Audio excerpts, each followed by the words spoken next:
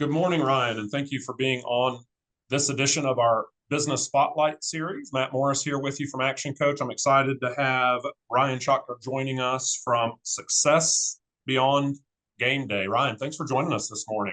Matt, I appreciate the time.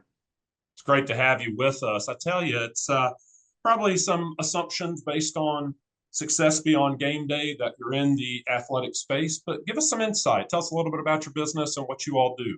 Yeah, really good assumption. So, yeah, we operate inside of, high level, high achieving high school all the way to college and even in the professional ranks. And really what we noticed was a gap between when a player's career ended and when they identified who they were and found themselves, success outside of their sport. And so that was really the goal was to accelerate that process and hopefully eliminate those gap years, 5 to 10 years sometimes.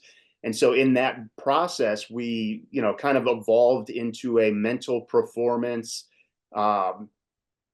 coach with data. We have ways now to measure like things like heart, grit, mindfulness, curiosity, so that we have targets that we can shoot for, so we can keep players at peak performance throughout the playing years, but also measure 20 different mental performance indicators to where we can identify how you're going to react to situations before they're presented to you, so that you can either be prepared for that or have the right people around you to insulate you from making bad decisions or reacting the wrong way. And so, yeah, we work with coaches, helping them, with scouting and selecting teams and recruiting, but all the way to players to how do you, as you gap up and as you get to higher and higher levels of your sport, so from high school to college to, whether it's D1 to then going pro, the talent gap really narrows. And so the differentiating factor is your mental performance and how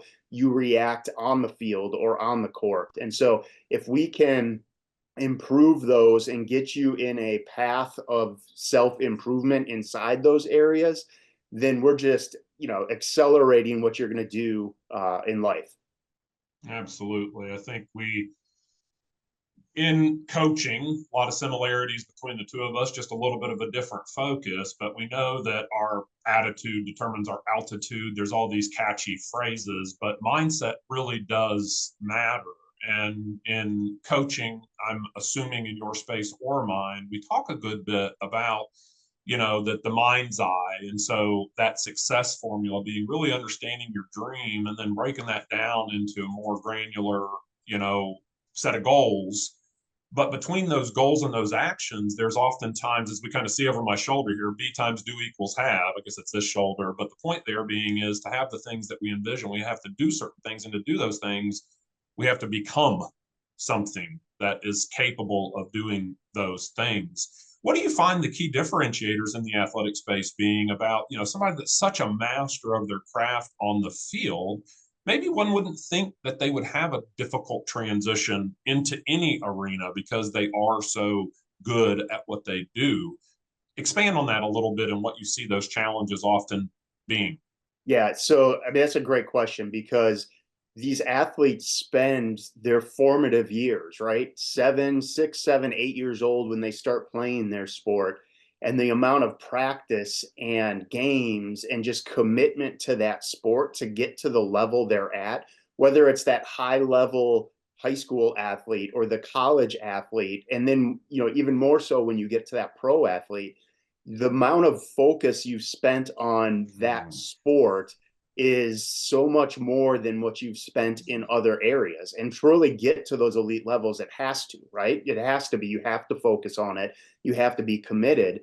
But what happens during that time period is you become that person, that athlete, right? That's your whole identity. And you tend to lose the connection between the skills that you're learning as an athlete and how they actually apply to life outside of it, right? How do you detach yourself from what you do, figure out who you are so that you can do what you do better, but also create opportunities while you're getting them, whether it be the college athletics and and building the relationships or the pro athletics? How do you do those in parallel so that you can continue your achievement? And so really what we focus on is helping these athletes identify what are your strengths, what are your key mental performance strengths, how does that help you on the field, but then how do you apply that to life outside of sports? And we've all heard that,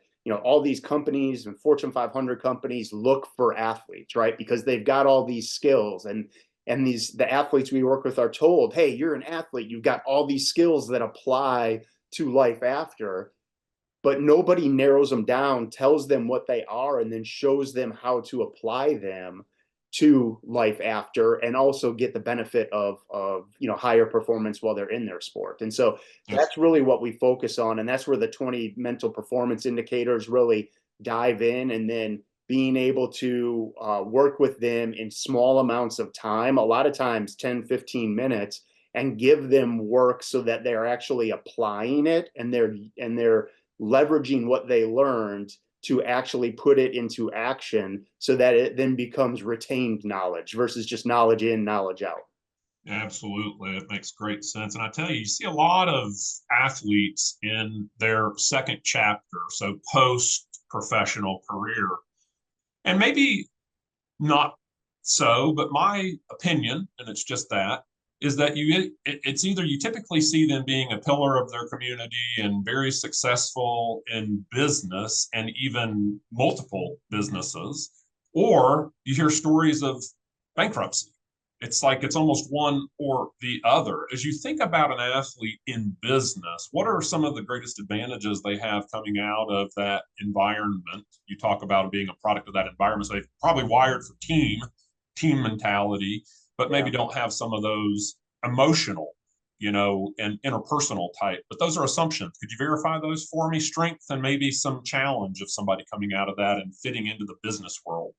Yeah, a lot of times it's just identifying what your skills are and what types of businesses they match up to. I mean, you don't even have to really look at athletes. If you look at, there's a statistic that 70% of people that graduate from college never work in the major that they actually spent 4 or 5 years learning about, right? And so Fascinating. they realize that, hey, I've spent all this time, you know, working on something I thought I would want to do, but I realize my skill sets and my passions lie somewhere else. And so it's not really just an athlete issue, it's a everybody issue. I mean, you think about even your network of people that it took them 20 years or even more to figure out, hey, this is what I want to do with the rest of my life. And then all of a sudden you see that switch where they're happier and they're more excited to get to work and all that. And so I think that's the challenge, is let's identify what your strengths are and how those then fit into different industries, different occupations outside of sports, or just in the outside world. And so that also involves, let's figure out your communication style and how you can adapt between the three. And so there's a lot that goes into it. But I think that's the biggest gap in general, but specifically with athletes. But I think what they do really well is they take losses, right? A lot of times failure Get for back up, people, keep going. yeah, failure is like, you know, that it Just shuts part people of it. down, right? And so a lot Yeah, of these athletes fail every day at something in their sport. Nobody's played a perfect game. Even a pitcher that pitches a perfect game is thinking about the pitches that he, you know, that's should have right. made better, right? And so Mm-hmm. even though the outcome was the best you could possibly get. So I think it's the ability to bounce back from a failure and stay focused on that, you know, that next goal or the longer term perspective that I think is really strong within the athletes. Yeah, absolutely. That tenacity and grit is, you know, lost sometimes off the field. And I think about that with business owners that we work with, is that it's so much about getting the reps in. You know, there's a certain component of this that's that law of averages, is that just by doing more, we get more or produce more.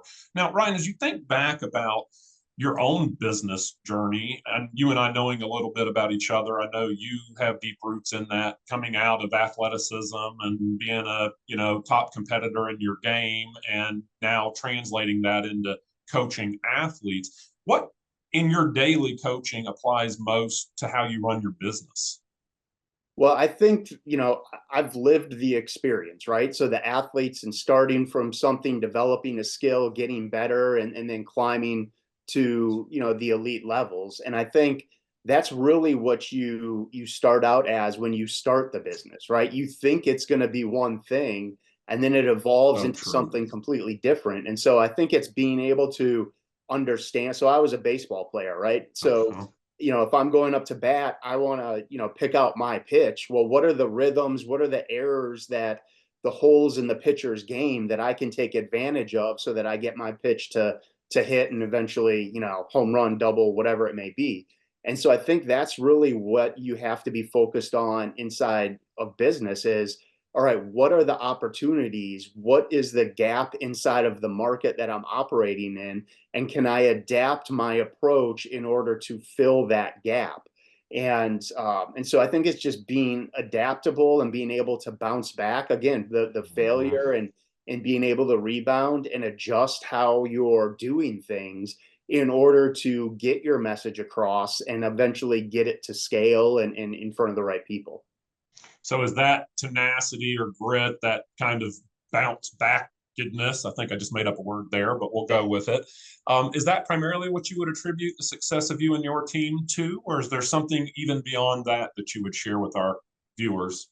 Yeah, I think it's commitment to what we do, right? I mean, you have to be all in with it. But even if you're all in with something, there's going to be times where you feel like the business is about to shut down, or how can you've got told no every conversation that you've had. And it's just that fighting through. I mean, it's the person that keeps showing up tends to get the result. If there was a quote, I think it might have been Lincoln or something like that. So too many people turn away or stop right before they're about to break through and make that big leap. And so it's just showing up and staying committed to what the process is, what the goal, what the vision of the company is, and then rebounding and adapting, not letting the no take you out of the game. Absolutely. Couldn't agree more. And I tell you, it's so often that we experience our breakthrough in life, in business, after a breakdown or something breaks apart. And it's that ability, like you say, to keep inching forward. When we talk about growing business profits, it's by the 1%. They're not the 10, 20, 30 percenters. If we can get those, phenomenal, and we'll take those all day, every day.